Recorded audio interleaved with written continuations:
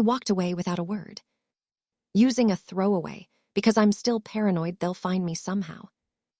I-27F left my family 4 years ago without saying goodbye. No note, no forwarding address, no final conversation. I just vanished, and it was the best decision I ever made.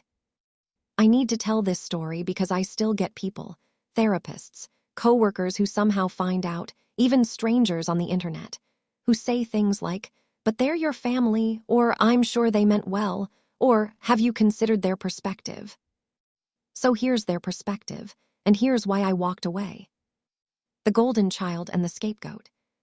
I have one sibling, my older brother Derek, 31M. Growing up, the difference in how we were treated wasn't subtle. It was blatant, and everyone pretended not to notice. Derek got his college tuition paid in full, state school, but still. A car for his 18th birthday. Constant praise for mediocre accomplishments. Forgiveness for everything, and I mean everything. We can't afford to help with college, despite Derek's being paid for 2 years earlier. Nothing for my 18th birthday because you're not as responsible as your brother was. Criticism for exceptional accomplishments. Don't get a big head. Punishment for things I didn't do. When Derek got a DUI at 19, my parents paid for his lawyer and told everyone he was going through a hard time. When I came home 30 minutes past curfew at 17 because my friend's car broke down, I was grounded for 2 months. When Derek dropped out of college after 1 year, it was he's finding himself. When I got a B+ in calculus, it was, why can't you apply yourself? You get the picture. The real dynamic asterisk. But it wasn't just favoritism. It was coordinated cruelty. My parents, and I'm not exaggerating, used me as their emotional punching bag. My dad's business struggling. My fault for costing too much. My mom having a bad day. I was ungrateful and difficult. Derek got fired from another job. Somehow that became about how I set a bad example by working too hard and making him feel inferior. And Derek, he wasn't some innocent bystander. He actively participated in my destruction. Some examples.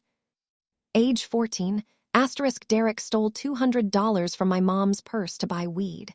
When she noticed, he said he saw me going through her wallet. I was grounded for 3 months and had to work off the money doing extra chores. He never admitted the truth. Years later, he told me he did it while laughing, like it was a funny prank. Age 16, I got early acceptance to a scholarship program for STEM students. Full ride to any in-state school. I was so excited. At dinner that night, Derek said, "Must be nice to have everything handed to you." My dad chimed in, "She didn't earn it. They probably have quotas to fill." My mom said nothing. I cried myself to sleep while they watched TV together downstairs. Age 19, I was working full-time and going to community college because that's all I could afford. I came home one day to find my bedroom cleared out. My parents had given it to Derek because he needs space to work on his business ideas. I was moved to a storage room in the basement with no windows. When I protested, my dad told me if I didn't like it, I could leave. I should have left then, but I was 19, broke, and they'd conditioned me to believe I couldn't survive without them. The final straw came when I was 23. I'd been saving money, secretly, in a bank account they didn't know about for 2 years.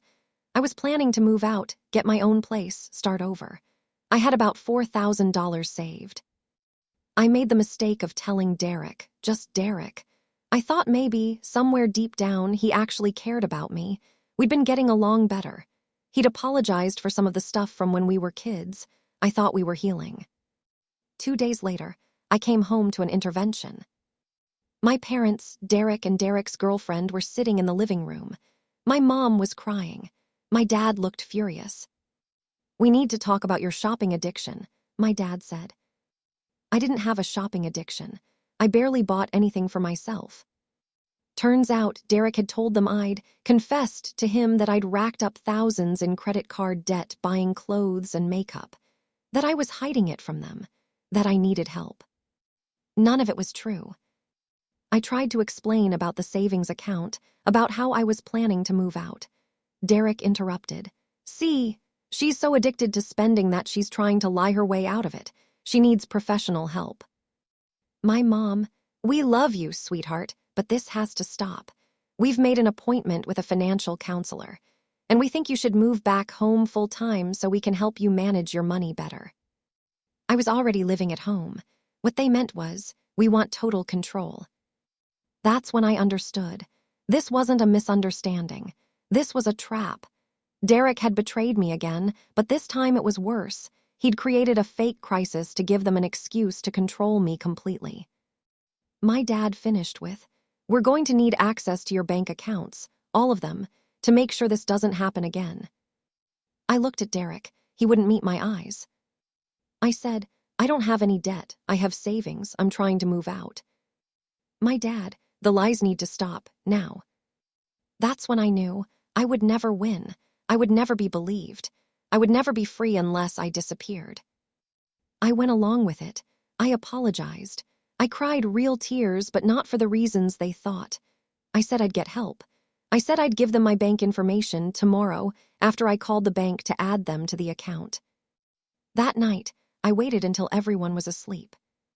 I packed one backpack, clothes, documents, birth certificate, social security card, etc. My laptop, $300 in cash I had hidden in my room, and a photo of my grandmother, the only family member who'd ever been kind to me. She died when I was 12.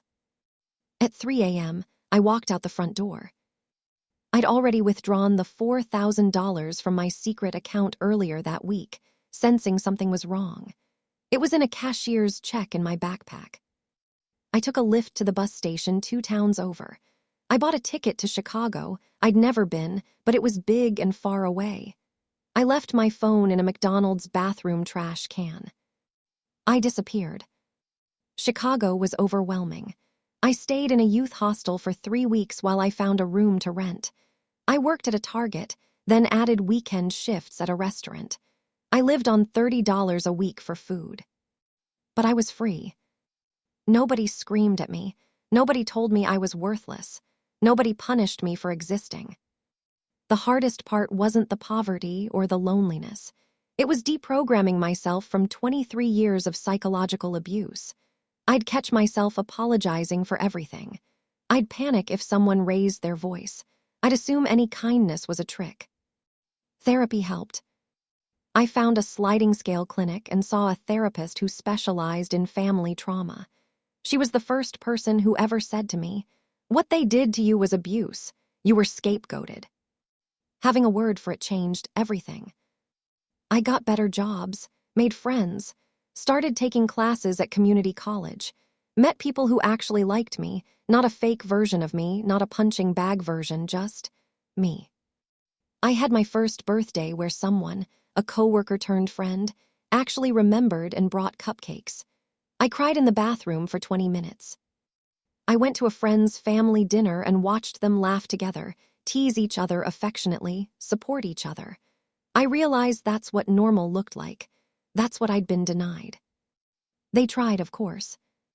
My mom posted on Facebook, "Our daughter is missing. Please help us find her. We're so worried." I saw screenshots from a friend of a friend who didn't know it was me.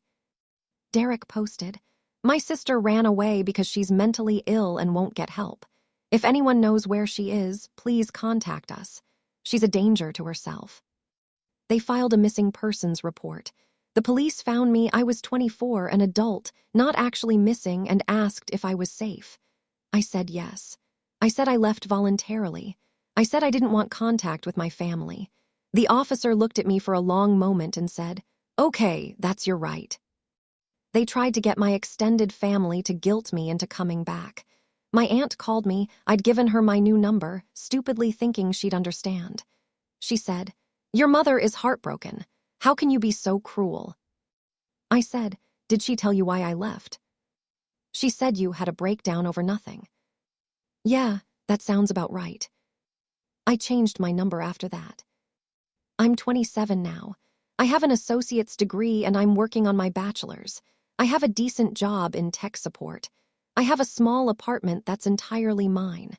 I have friends who would help me move furniture at 2 a.m. if I needed it.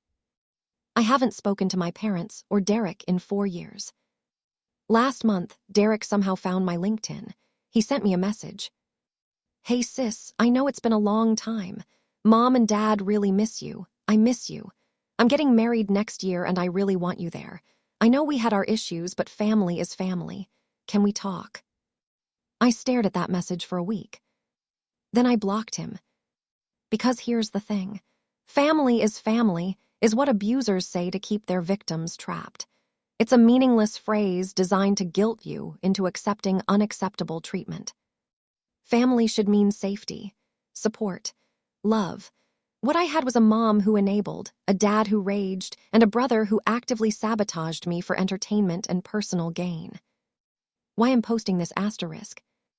I'm writing this because I'm tired of people acting like I'm the villain in this story. I didn't abandon my family. I escaped my abusers. I didn't run away from my problems. I removed myself from people who were the problem. I didn't give up on them. They gave up on me the moment I was born, and they decided I'd be the broken one, the problem child, the scapegoat. Walking away without a word wasn't cruel. It was survival. And 4 years later, sitting in my quiet apartment with my cat purring next to me, knowing I'll never hear my dad's voice yelling again, never hear my mom's passive-aggressive comments, never deal with Derek's betrayals. I'd do it again in a heartbeat. To anyone reading this who's still trapped, you don't owe your abusers an explanation. You don't owe them closure. You don't owe them anything. Sometimes the most powerful thing you can do is walk away without a word and build the life they told you you'd never have. I did, and it's better than I ever imagined. Edit asterisk, thank you all for sharing your stories. I'm reading every comment. To everyone saying I'm too harsh or should give them another chance. No, some things don't deserve second chances. Edit 2 asterisk, yes, I'm in therapy. Yes, I'm doing well. No, I won't be reaching out to hear their side. I lived their side for 23 years.